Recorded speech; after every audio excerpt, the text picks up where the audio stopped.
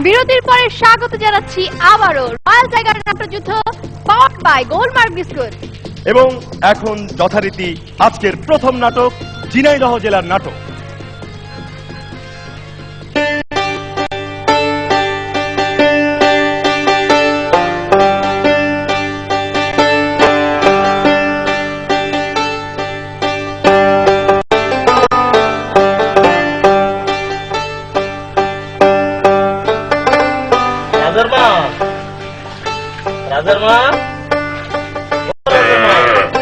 আরে কই গেলে? এই তো রান্নাঘরে। কি হয়েছে, এত চেঁচামেচি করছো কেন? বলছি ছেলেটা কোথায় কি করে খবর কি রাখো? ওকে তো কিছুক্ষণ আগেই দেখলাম, খাতা কলম নিয়ে বাইরে গেল।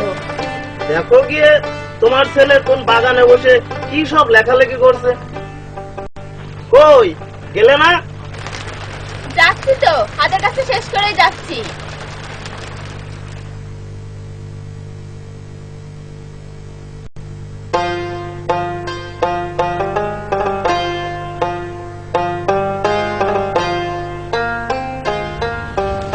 রাজ, ও রাজ, কলেজে না যে কি সব লেখালেখি করিস? আয় বাড়ি আয়। কিছুই করছি না মা, তুমি যাও, আমি আসছি। না, আমি যাব না। তো ডাকে তোমাদেরকে নিয়ে না আর পারি না, কিছুই হবে না, চলো।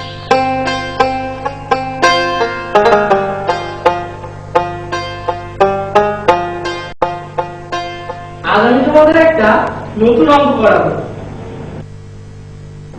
কি ব্যাপার রাজ, তুমি কি ভাবছো? এদিকে এসো, বোর্ডের অঙ্কটা করে দাও।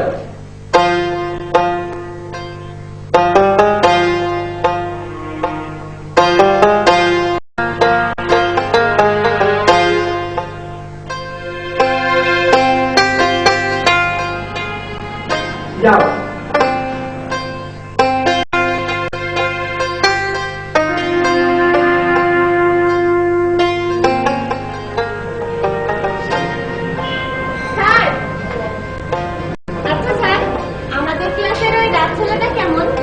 ও খুব ভালো ছাত্র, ওর মধ্যে আরেকটি গুণও আছে, ভালো লেখালেখি করে।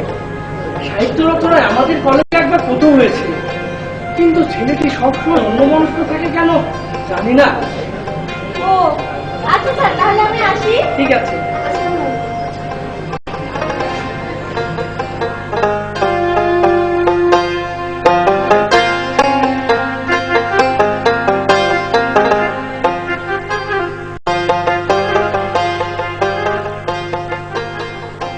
বাবা রাজ, কি করিস সারাদিন? এই অভাবের সংসার, বাবার সাথে একটু হাল ধরলেও তো পারিস। মা, আমার সব ভালো লাগে না। আমার ভিতর থেকে কে যেন আমাকে ডাকে, কে যেন আমাকে স্বপ্ন দেখায়।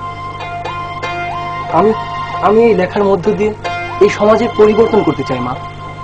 শোন বাবা, আমাদের মতো অভাবীদের এমন স্বপ্ন দেখতে হয় না। তাছাড়া আমাদের গ্রামের খোকা চেয়ারম্যান, সেও তো লেখালেখি করে, তার তো লেখার কেউ মূল্যায়ন করে না। তুই মানুষের মতো মানুষ হ, বিচার চাই বাবা। তুমি দোয়া করো মা, আমি যেন তোমাদের মনে রাখি।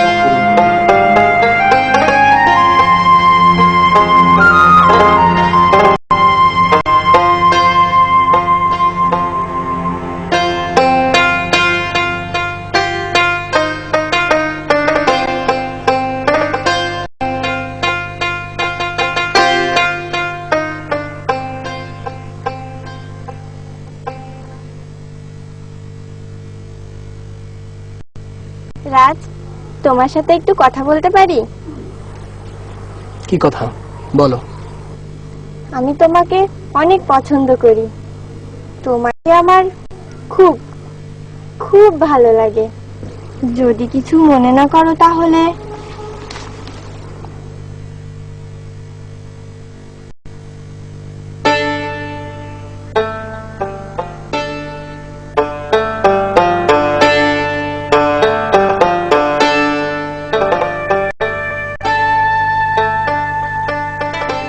আদেল, আদেল কি বাড়িতে আছো? এটা ও চেয়ারম্যান সাহেব, হঠাৎ করে গরিবের ঘরে হাতির পা? নানা খাদেম, বলো হাতি বাড়ি গরিবের পা। এই তোমার ছেলের মাথায় কোনো সমস্যা আছে? সারাদিন নাকি লেখালেখি করে।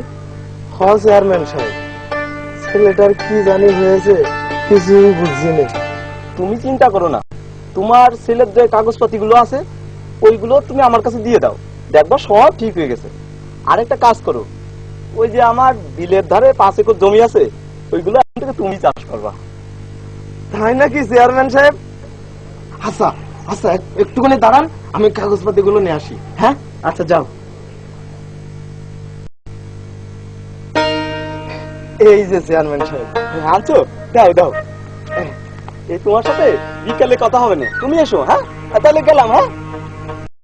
হ্যাঁ চল।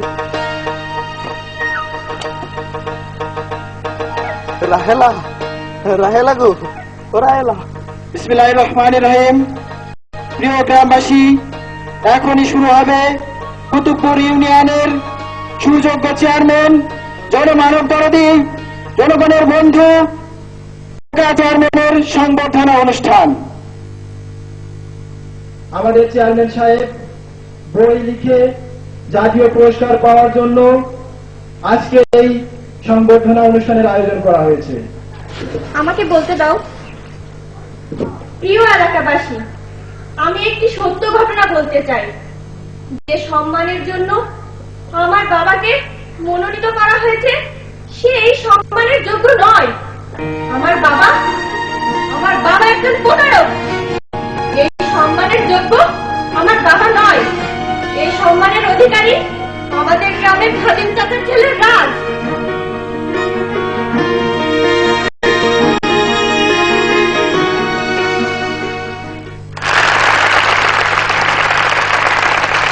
দর্শক, দেখলাম ঝিনাইদহ জেলার নাটক। এবারে সম্মানিত বিচারক মণ্ডলীর কাছ থেকে তাদের মন্তব্য। সম্মানিত বিচারক মাসুদ আলী খান। আমার কাছে ভালোই লেগেছে, আর অভিনয় সকলেরই ভালো। একটা জিনিস আমাকে খুব স্ট্রাইকিং মনে হয়েছে, সেটা হলো বাবা, তার ছেলে, আশেপাশের মানুষ সব এক বয়সী। বাবারও যে বয়স, ছেলেরও সেই বয়স, দেখতে একই রকম লাগে। আমার মনে হয় যে মেকআপের দ্বারা এটাকে পার্থক্যটা ঠিক আনা উচিত ছিল, তাহলে মনে হয় একই সমবয়সী সবাই, কেউ বাবা সেজেছে, কেউ ছেলে সেজেছে।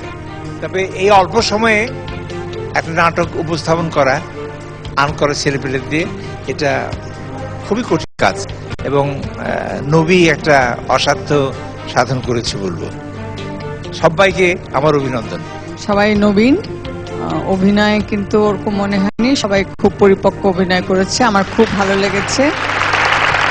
নাটকটিতে একটি বিশেষ উদ্দেশ্যের কথা বলা হয়েছে, সেই উদ্দেশ্যটা আমার মনে হয় সঠিকভাবে পরিচালক এবং নাট্যকার দুজনেরই যে উদ্দেশ্য ছিল তারা সফল হতে পেরেছেন। যে বিষয়বস্তুটা সঠিকভাবে উপস্থাপন করা হয়েছে নাটকটিতে, ভালো লেগেছে, সবই ভালো, সুন্দর। শুরুতে বিচারছে, অমুক করছে, ট্যাং ডাডা ড্যাং ড্যাং ডাডা ড্যাং ড্যাং ডাডা ড্যাং করেই যাচ্ছেন। তারপরে ও রাহেলা 4 বার ডাকলেন রাহেলা, তারপরে অনেকক্ষণ পরে গিয়ে রাহেলা বললো, তাহলে শুরুকে কেন আপনি এত ভারী করে ফেললেন? এত তো দরকার ছিল না। ওই হাতগুলোতে বলতেই রাহেলা ডাকতো। তাহলে আমার কথা হচ্ছে যে মূল কাহিনীর যে জায়গাটা, যেটা হচ্ছে সে খাতাটা চুরি করে, প্রতারণা, যেটা খাতা চুরি করে লোভ দেখিয়ে, এতগুলো ব্যাপার এখানে আছে, তাই না? যে ছেলেটা একটা কিছু লিখছে, সেটা আমরা কেউ জানলাম না কি লিখছে। আমরা যদি জানতাম অন্য কোনো ইঙ্গিতে যে হ্যাঁ সে একটা সাংঘাতিক কিছু লিখছে, বা মেয়েটা গিয়ে যদি বাপকে বলতো জানতাম এরকম কিছু জানি না। সেখানে আপনি সামনের সময়টা একটু কমিয়ে দিয়ে আপনি যদি ভেতরে ওই জায়গাটাকে একটু স্পষ্ট করতেন, দর্শকের জন্য কিন্তু আরো একটু বেশি আবেদন নিয়ে আসতো ওই ছেলেটার প্রতি। রাজের অভিনয় আমার ভালো লেগেছে, পরিমিত ও ভালো অভিনয় করেছে। তো আমার মনে হয় ও আরো একটু চর্চা করলে আরো ভালো করতে পারবে।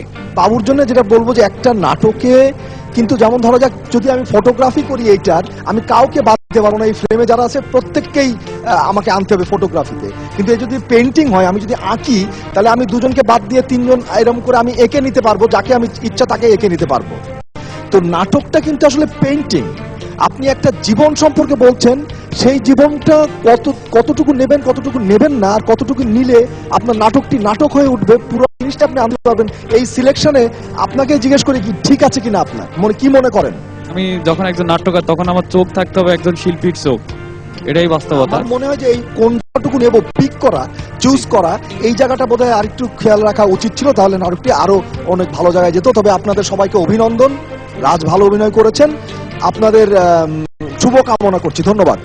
অভিনয় ভালো হয়েছে, বিশেষ করে রাজের। আর যে কথাগুলো এতক্ষণ ধরে আলোচনা হচ্ছিল, এটা উপদেশ মনে করে স্মরণে রাখলে আমার মনে হয় ভবিষ্যতে আরো ভালো কাজ করতে পারবে। ধন্যবাদ সবাইকে। অনেক ধন্যবাদ সম্মানিত বিচারক মণ্ডলী, অনেক গুরুত্বপূর্ণ সব উপদেশ পরামর্শ পেলাম। এবারে ভোট চাওয়ার পালা। ভোট করতে আপনার মোবাইলের মেসেজ অপশন গিয়ে টাইপ করুন NJ স্পেস 47 আর পাঠিয়ে দিন 2010 এই নম্বরে, যে কোনো মোবাইল থেকে যত খুশি ততবার। দর্শক দেখছেন রয়্যাল টাইগার নাট্যযুদ্ধ